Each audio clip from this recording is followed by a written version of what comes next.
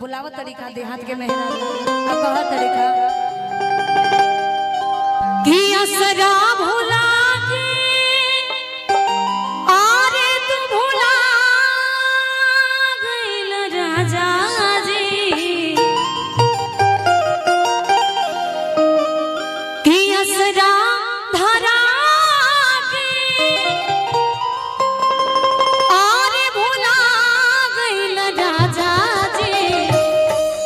अहोलिया में काहे घरे अहोलिया में काहे घरे ना आइल राजा जी होलिया में काहे घरे ना आइल राजा जी होलिया में काहे घरे असरा धरा के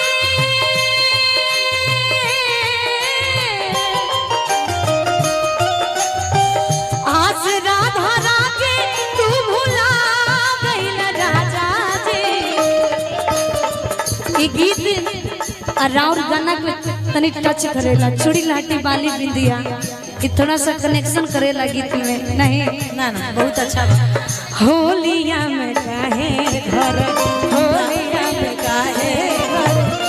ना आइल राजा जी होलिया में काहे घर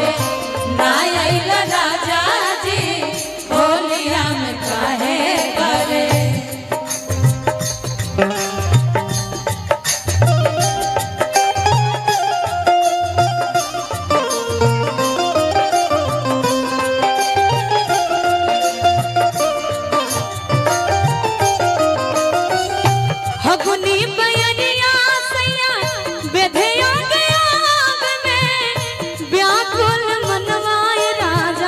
रह जाए साथ में व्याकुल मनवाए पिया रहल जाए